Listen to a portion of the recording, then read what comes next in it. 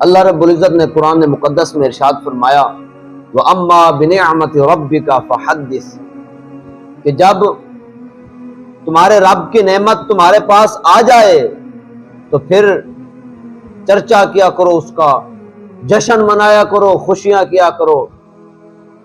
دوسرے مقام پر فرمایا قُلْ بِفَضْلِ اللَّهِ وَبِرَحْمَتِهِ فَبِذَلِكَ فَلْيَفْرَحُوا، کہ محبوب اپنے غلاموں کو فرمائیے کہ جب اللہ کی رحمت بھی آ جائے، اس کا فضل بھی آ جائے تو پھر خوشیاں منایا کرو، جھوما کرو۔ اور دوسرے مقام پر فرمایا وَمَا أَرْسَلْنَاكَ إِلَّا رَحْمَةً لِّلْعَالَمِينَ، محبوب ہم نے تمام جہانوں کے لیے آپ کو رحمت بنا کر بھیج دیا۔ وہاں پر فرمایا کہ جب میری رحمت مل جائے، میرا فضل مل جائے تو جھوما کرو، خوشیاں منایا کرو۔ یہاں پر محبوب کو رحمت بنایا، اور رحمت بھی وہ جو تمام رحمتوں کی رحمت ہے، مصطفیٰ کی رحمت ہے۔ اب دیکھیں کچھ لوگ میلاد سے جلتے کیسے ہیں۔ نثار تیری چہل پہل پر ہزاروں عیدیں ربیع الاول، سوائے ابلیس کے جہاں میں سبھی تو خوشیاں منا رہے ہیں۔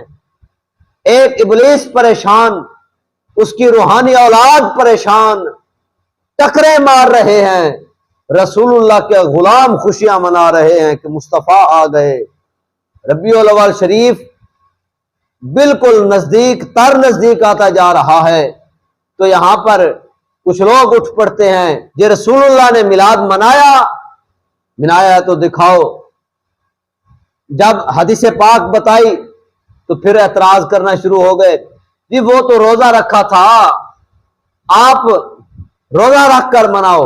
میں نے کہا چلو ٹھیک ہے، ہم روزہ رکھ کر مناتے ہیں، پتر تو بھی تو منانے روزہ رکھ کر، تو کیوں نہیں مناتا؟ پھر جل بھن گئے، پھر اعتراض کرنے لگے کہ جی صحابہ نے منایا۔ میں نے کہا آؤ آج میں وہ مسئلہ بھی حل کر دیتا ہوں۔ سنن نسائی کے اندر 5428 نمبر حدیث پاک ہے، صحابہ کرام محفل جما کر بیٹھے ہوئے ہیں، حضور علیہ السلام گزرے، صحابہ کرام محفل جمائے بیٹھے ہیں۔ سرکار نے فرمایا صحابہ کیوں بیٹھے ہوئے ہو؟ عرض کی یا رسول اللہ ہم اللہ کی حمد و ثنا کر رہے ہیں، اس کا شکریہ ادا کر رہے ہیں کہ اس نے ہمیں دین اسلام بتا کر کے ہدایت کا راستہ بتایا، اور اس کا شکریہ ادا کر رہے ہیں۔ وَمَنَّا عَلَيْنَا بِكَ، محبوب آپ کو ہمارے درمیان بھیج دیا، اللہ کا احسان ہے کہ اس نے ہمیں آپ کی خدمت کرنے کی توفیق عطا کی۔ لَقَدْ مَنَّ اللَّهُ عَلَى الْمُؤْمِنِينَ إِذْ بَعَثَ فِيهِمْ رَسُولًا، کہ جب اللہ فرما رہا ہے کہ میں نے مومنوں پر احسان کر دیا کہ ان کے اندر اپنا محبوب بھیج دیا۔ یہاں پر صحابہ بھی وہی بات کر رہے ہیں کہ یا رسول اللہ آپ تشریف لے کر آئے، ہم اس کی خوشی منا رہے ہیں۔ ارے تم کہتے ہو کہ صحابہ نے کبھی میلاد نہیں منایا، تو وہاں پر بتاؤ نا حضور کی پیدائش کی خوشی تو صحابہ بھی منا رہے تھے۔ صحابہ کہہ رہے ہیں حضور آپ تشریف لائے، اس لیے ہم یہاں پر بیٹھ کر اللہ کا شکر ادا کر رہے ہیں، اس کی نعمتوں کے چرچے کر رہے ہیں۔ ارے یہی تو میلاد ہے، اور کیا ہوتا ہے میلاد پر؟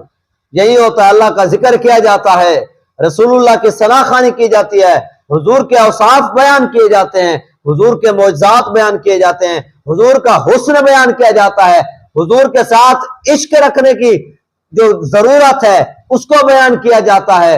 اور میلاد کے اندر کیا ہوتا ہے؟ یہی تو میلاد ہے، اور یہ تو صحابہ منا رہے ہیں، صحابہ میلاد منا رہے ہیں۔ تو کچھ لوگ جلتے ہیں، وہ کہتا ہے نہیں نہیں ہم نے نہیں ماننا۔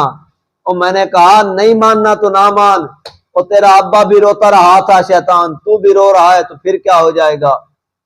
اور کسی کے رونے دھونے سے کچھ نہیں ہوتا۔ اور دوسری بات بھی یہ بھی بتاتا چلوں کہ سب سے زیادہ مسئلہ اس بات پر ان کو ہوتا ہے کہ یہ جشن کیوں مناتے ہیں۔ اٹھاؤ ترمذی شریف، کیا ترمذی کے اندر یہ بات موجود نہیں ہے کہ جب سرکار ہجرت کر کے مدینہ میں آئے تو وہاں پر بچیوں نے دف بجا کر استقبال مصطفیٰ کیا. کیا یہ بات موجود نہیں ہے؟